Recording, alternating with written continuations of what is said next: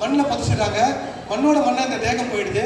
எலும்பு கூட கொஞ்ச நாள் கழிச்சு அப்படியே மக்குது. ஆக அந்த சாதாரண ஒரு மெட்டல், தங்கன்றது ஒரு மெட்டல், மண் ஓடுன்றது அது ஒரு மண்ணில் செஞ்ச பொருள். அதுவே மண்ணோட கலக்கலை. ஆனால் நம்ம உடம்பு பதிச்சா மண்ணோட மண்ணாக போயிடுது. அப்போ அதுதான் வள்ளலார் சொல்றாரு, இந்த தேகத்தை பொன் போல பாதுகாக்க வேண்டும். அப்போ பொன் போல பாதுகாத்தா என்ன ஆகும்? சுத்த தேகம் பெற்றும், சுத்த தேகம், பிரணவ தேகம், ஞான தேகம் என்ற முத்தேக சித்தி பெற்று எந்தவே வேதிக்க முடியாது. அருள் மட்டும்தான் வேதிக்கும். என்னங்கய்யா? ஐயா, எனக்கு இதில் ஒரு சின்ன ஒரு இது இருக்கு. இப்போ பொண்ணை ஓட ஒன்றா பார்க்க முடியுமான்னு கேட்குறீங்க. அது கிட்டத்தட்ட நீங்கள் உங்கள் ஆன்மாவோட ஒப்பிட்டுருங்க. நானும் அவரை ஒன்றா, அவங்க எங்காலும் இல்லை, இப்படிலாம் நம்ம பிரித்து பேரை பார்ப்போம். இதை அதோடவே ஒப்பிட்டு பாருங்க. கரெக்டுங்களா? இதுவும் மண்ணு தான், அதுவும் மண்ணு தான். என்ன பக்குவம் ஆயிடுச்சுன்னா அந்த மண்ணு என்ன ஆயிடுதுங்க? ஒரு பக்குவத்தன்மை அடைஞ்சதுன்னா அந்த மண் என்ன ஆகுதுங்க?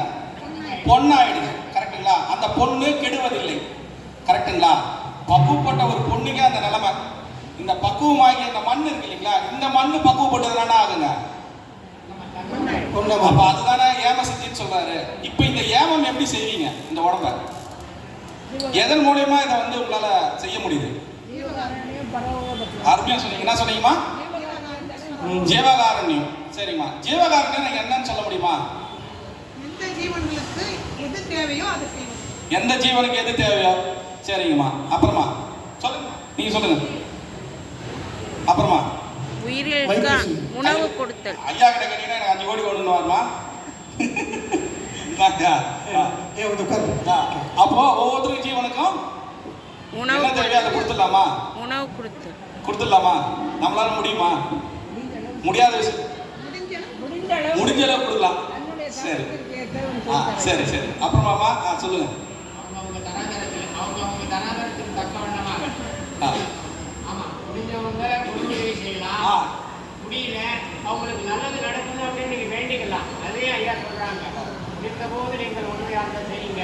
முடியலையா அவங்களுடைய துயரம் தீரணும் அப்படின்ற ஒரு எண்ணத்தை மட்டுமாக நீங்கள் வைத்துக் கொள்வீர்களானால் அதுவும் ஜீவகாருண்யத்தை சார்ந்ததுதான். ஐயா சொல்றாரு, என்ன சொல்றாருன்னா ஜீவகாருண்யத்தை சார்ந்ததுதான். கரெக்டுங்களா? ஆமா. ஐயா அழகா அதை நோட் பண்ணாரு. அது ஜீவகாருண்யத்தை சார்ந்தது. கரெக்டுங்களா? இப்போ நம்ம எது ஜீவகாருண்யம் தெரிஞ்சுக்கலாங்களா? ஐயா கொஞ்சம் நீங்க இப்போ ஜீவகாருண்யம் எதுன்றத ஆமா, அப்பதான் நாங்க என்ன பண்ண முடியும்? ஜீவகாருண்யத்தை தெரிஞ்சுக்கிட்டு வீட்டுக்கு போக முடியும். கரெக்டுங்களா? இல்லைன்னா நாங்க யாரையும் அனுப்புறதா இல்லை ஜீவகாருண்யம் தெரியாத வரைக்கும். சரிங்க, சொல்லுங்க. இப்போ ஐயா கேட்டாரு, எது ஜீவகாருண்யம், எது ஜீவகாருண்யம் ஒழுக்கம். இப்போ நம்ம ஜீவகாருண்யத்தை ரெண்டா பிரிச்சு டாபிக் போலங்கய்யா. நீங்க இப்போ ஜீவகாருண்யம் எதுன்னு சொன்னோம், ஜீவகாருண்யம் ஒழுக்கம்னு சொல்லுறீங்க. ரெண்டு வேறுபாடா இருக்கு. ஃபர்ஸ்ட் எங்களுக்கு என்ன சொல்றீங்கன்னா ஜீவகாருண்ய ஒழுக்கம்னா என்னன்னு கொஞ்சம் சொல்லுங்க. ஆமாம், அதாவது ஜீவகாருண்ய ஒழுக்கத்தோடு ஒரு செயலை செஞ்சு முடிச்சோம்னா அதுதான் ஜீவகாருண்யம். அது என்னங்க புதுசாக ஏதோ சொல்றீங்க, ஒழுக்கம்னு சொல்றீங்க, ஜீவகாருண்ய ஒழுக்கன்றீங்க. அப்படின்னா எனக்கு புரியலையே, சொல்லுங்க. நாங்கள் உங்களுக்கு எதனா புரிஞ்சுதா? எனக்கு புரியல. நான் உங்க சைடு, அப்புறமா உங்க சைடுல, நான் என் சைடு தான். இருந்தாலும் நீங்க புரிஞ்சுதா இல்லைங்களா ஜீவகாருண்ய ஒழுக்கம்னா? கொஞ்சம் தெளிவா சொல்லுங்க. என்னம்மா சொல்லுங்க. அறத்தோட மற்றவங்களுக்கு உதவி செய்யும். அறத்தோட என்ன அறமா? அதாவது நம்ம சம்பாதிக்கிறதுல இருந்து நம்ம செலவு செஞ்சு அவங்களுக்கு உதவி பண்ணுவோம். நீங்க நியாயமா தர்மமா சம்பாதிச்ச ஒரு பொருள் ஈட்டினதை மற்றவங்களுக்கு நன்மை கருதி நீங்க கொடுக்குறீங்க. இது ஒரு அறமா சொல்றீங்க இல்லைங்களா? சரி, அப்புறமா அது நீங்க முடிஞ்சா சொல்லிட்டீங்க இல்லையா? எனக்கு காசே தேவையில்லையே அப்படின்னு வச்சிங்களா? அப்ப நீங்க எப்படி அங்க செய்வீங்க? இல்லை எனக்கு காசு தேவையில்லை நான் அப்படி வச்சுங்க அப்படி வச்சுங்க இல்லையா? எனக்கு காசு தேவையில்லை, ஆனா நீங்க எனக்கு எப்படி உதவி செய்வீங்க?